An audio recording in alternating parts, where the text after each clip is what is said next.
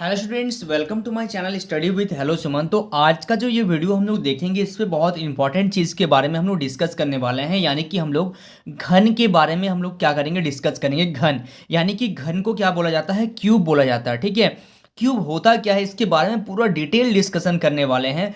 तो स्टूडेंट्स, अगर आप मेरे चैनल पर नए हैं तो प्लीज़ इस चैनल को सब्सक्राइब करना मत भूलिए। इस वीडियो के नीचे आपको एक सब्सक्राइब बटन दिया गया है, उस बटन को प्रेस कीजिए और नोटिफिकेशन को ऑल पे प्रेस करिए, ताकि इस तरीके का हर वीडियो का नोटिफिकेशन आप तक पहुंचे। तो स्टूडेंट्स, चलिए इस वीडियो को बिना टाइम वेस्ट करते हुए फटाफट से स्टार्ट कर लेते हैं। देखिएगा ध्यान से, बहुत इंपॉर्टेंट होने वाला है ये वीडियो। तो देखिए, सबसे पहले हम लोग घन के बारे में बात करेंगे, यानी कि क्यूब के बारे में बात करेंगे। क्यूब का मतलब क्या होता है, आपके पास एक क्यूब रहेगा, है ना, ताकि वो लगेगा कि कुछ यहाँ पे रखा हुआ मान लीजिए। और वो क्यूब क्या रहेगा, उसका हर फेस आप जिधर से भी उसको देखेंगे आपको एक वर्ग ही दिखेगा।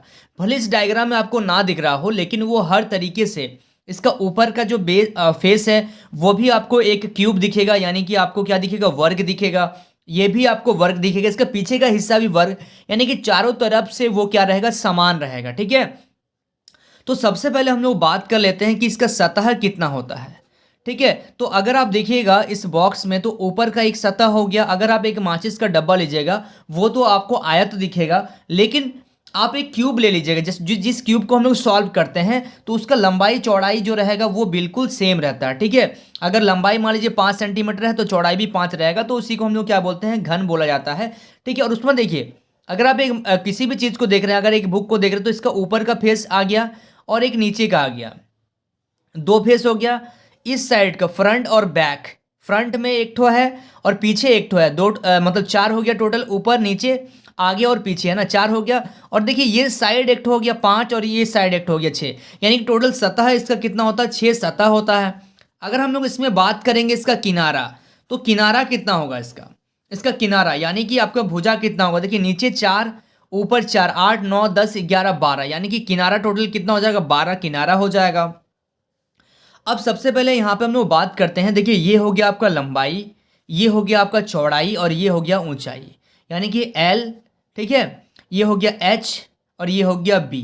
ठीक है, यानी कि आपका हो गया बेस, लंबाई हो गया, ऊंचाई हो गया और चौड़ाई हो गया। तो अब यहाँ पे हम लोग क्या करेंगे, जब ये एक घन है तो लंबाई जो होता है वो बराबर होता है चौड़ाई का, और चौड़ाई भी आपस में बराबर हो जाएगा किसका, ऊंचाई का। यानी कि लंबाई चौड़ाई और ऊंचाई क्या होगा, बराबर रहेगा। ठीक है, ये चीज़ को आप लोग ध्यान से समझिएगा, यहाँ पे तीनों चीज़ क्या रहता है, बराबर रहता है। ये घन का बात करें, क्योंकि अगर ये 5 सेंटीमीटर है तो ये भी 5 सेंटीमीटर है और ये भी 5 सेंटीमीटर है। सारा चीज़ आपका प्रत्येक भुजा क्या रहेगा, बराबर रहेगा। तो अब ये सतह हो गया, यहाँ पे किनारा हो गया। अब यहाँ पे हम बात करेंगे कि घन का आयतन। ठीक है, तो घन का आयतन क्या होता है, घन का आयतन होता है आपका भुजा क्यूब। भुजा क्यूब, घन का आयतन क्या हो जाएगा, भुजा क्यूब। ठीक है, अब यहाँ पे हम लोग बात करेंगे, ये तो घन का आयतन हो गया भुजा क्यूब। घन का क्षेत्रफल, ठीक है, घन का क्षेत्रफल क्या होता है, ये सब आप लोगों को याद रखना है। घन का क्षेत्रफल होता है 6 गुना भुजा स्क्वायर। क्योंकि आपको ये पता होगा, क्योंकि यहाँ पे आपको क्या मिल रहा है, एक क्या मिल रहा है, वर्ग मिल रहा है। और आपको यहाँ पे वर्ग का क्षेत्रफल पता है कि वर्ग का क्षेत्रफल होता है भुजा गुना भुजा, यानी कि भुजा स्क्वायर। तो अगर हम लोग इसको 6 से गुना कर देंगे तो ये क्या आ जाएगा, 6 गुना भुजा स्क्वायर हो जाएगा, तो घन का क्षेत्रफल आ जाएगा ये। ठीक है, अब हम लोग बात करते हैं घन का विकर्ण। ये आपको याद रखना है, घन का विकर्ण क्या होता है। तो घन का विकर्ण आपका क्या होता है, घन का विकर्ण हो जाएगा आपका √3 गुना भुजा। ठीक है, घन का विकर्ण क्या होता है, √3 गुना भुजा। ये सब चीज होगी आपका घन से रिलेटेड, ये सब चीज को आप लोग याद रखिएगा।